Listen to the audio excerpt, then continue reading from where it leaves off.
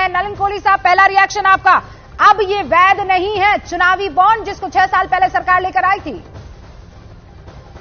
मैं एक वकील भी हूं, रोज कोर्ट में रहता हूं, तो इसीलिए इसको इस रूप से देखते हैं हम कि भाई सुप्रीम कोर्ट, माननीय सुप्रीम कोर्ट का कोई आदेश आता है, जजमेंट आता है, तो उसे स्वीकारा जाता है। उन्होंने इसको कानूनी रूप से देखा। इसके दो विषय है ना, दो पहलू हैं। पहला है कि भाई चुनाव के अंदर में पारदर्शिता हो, स्वच्छ पैसे आए, जो चंदा है काला धन ना हो, इसी को खत्म करने के लिए ऐसी एक सोच आई थी इलेक्टोरल बॉन्ड की। अब आज अगर माननीय कोर्ट को लगता है कि भाई इसमें जानकारी होनी चाहिए किसने कितना पैसा दिया, तो वो सुप्रीम कोर्ट ने कानूनी रूप से कहा है। अब आगे जाके यदि सरकार को, संसद को ऐसा लगता है कि भाई कोई नई स्कीम आनी चाहिए, तो उसमें सोचा जा सकता है, क्योंकि चुनाव आयोग ने बहुत पहले से इस बात को रखा है कि पारदर्शिता भी होनी चाहिए, स्वच्छ चुनाव भी होने चाहिए। इसमें ऐसी एक सोच रखी गई थी कि कोई व्यक्ति यदि किसी दल को, राजनीतिक दल को चंदा देता है, तो दूसरे दल को जानकारी उसके मिलके उसको दबाव ना हो। ऐसे पुराने जमाने में कहा जाता था, जो लोग देते थे कंपनियों को। लेकिन अभी मेरी विवेक तनखा साहब से बात हो रही थी, वो ये कह रहे थे कि होता ये था कि बीजेपी इसका फायदा उठा ले जाती थी क्योंकि सत्ता में वो थी, तो बीजेपी इस बात का फायदा ऐसे उठा ले जाती थी कि भाई हमको दे दो इलेक्टोरल बॉन्ड, तुम्हारा नाम जो है विवेक तनखा जी, मैंने सुन लिया, विवेक तनखा जी भी एक वकील है, मेरी तरह कोर्ट में हम लोग रहते हैं, पर उन्होंने जो राजनीतिक बात कही उसका मैं विपरीत में ये कह देता हूं, कांग्रेस 55 साल शासन में रही, सारा चंदा उनको ही मिलता था। भाई अगर फिर मिलता था तो बुरा क्यों लग रहा था उनको आज? आज अगर कोई तय करता है कि भाई मुझे मोदी जी की सरकार का काम पसंद है, मुझे लगता है कि इस नेतृत्व ने देश को आगे बढ़ाना है, तो क्या जबरदस्ती उस नेतृत्व के पीछे जाएंगे जो हर बार वो उसको लॉन्च करने के लिए एक नई प्रक्रिया की जाती है? तो ये तो भाई जो व्यक्ति दे रहा है चंदा उसका अधिकार है, इसमें कौन सी ऐसी बात हो गई? दूसरा, अनाप शनाप आरोप लगाया जाता है। जो लोग इतनी खुशी से कहते हैं इतने हजारों करोड़ दिए गए, किस आधार पे कह रहे हैं? ऐसे ही 2019 के चुनाव में राफेल के बारे में अनाप शनाप कहा गया था, सुप्रीम कोर्ट के आदेश में आया कि बिल्कुल गलत है ये सारे आरोप।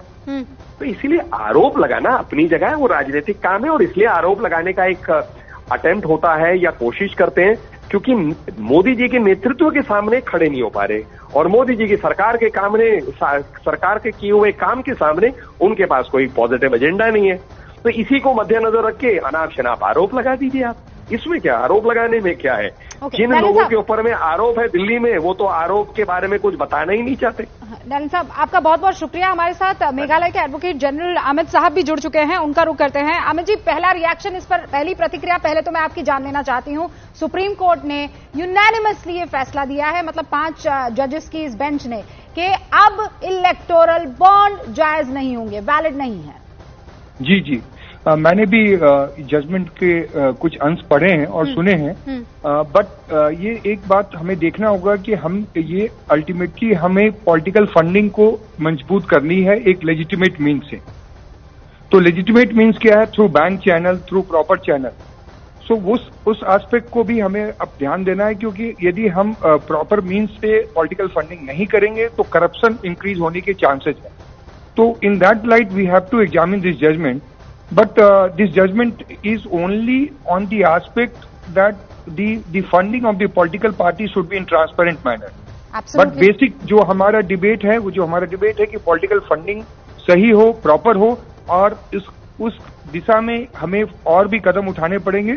उस नजरिए से मैं ये जजमेंट का स्वागत करता हूं, और फिर हमें कुछ न कुछ ऐसे प्रोसीजर और मेथड लाने पड़ेंगे जिसके थ्रू हम प्रॉपर पॉलिटिकल फंडिंग को कर सके। ये हमारा उद्देश्य होना चाहिए। ओके, और अमित जी, अब आप ये कह रहे हैं कि आप इस फैसले का स्वागत करते हैं, लेकिन एक ट्रांसपेरेंट वे की बहुत जरूरत है।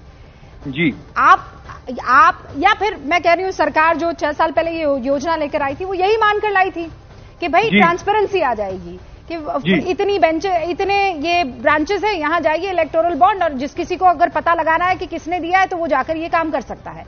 लेकिन हाल फिलहाल इसको सुप्रीम कोर्ट ने बंद कर दिया है, तो अब क्या चारा बचता है? एंड इससे पहले कि आप इसका जवाब दें, मेरा एक और बहुत महत्वपूर्ण सवाल है, उनका क्या जिन्होंने अब तक अपना नाम गुप्त रखकर ये इलेक्टोरल बॉन्ड लिए थे और अब उनका नाम जग जाहिर होने वाला है? जी जी, ये एक चिंता का विषय है, बिकॉज जो लॉ थी, कानून था, उस कानून के हिसाब से उनको प्रोटेक्शन था, उस प्रोटेक्शन के अंदर ही ये उन्होंने डोनेशन दिया था, क्योंकि वो उनको एक आशंका थी कि यदि डिस्क्लोजर होगा तो they can be subjected to political vendetta.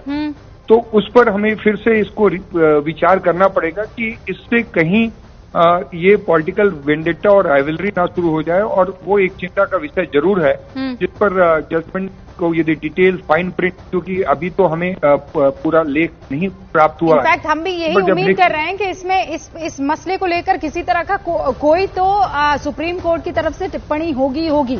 Amit ji, आपका बहुत बहुत शुक्रिया। बड़ी खबर है, एक बार फिर से न्यूज 18 इंडिया के दर्शकों को बता देना चाहती हूं, आज सुप्रीम कोर्ट ने एक फैसला लिया है। फैसला यह है कि अब तक जो राजनीतिक पार्टियों को चंदा मिलता था इलेक्टोरल बॉन्ड के जरिए, चुनावी बॉन्ड के जरिए, वो आज से बंद है, उस पर रोक लगा दी गई है।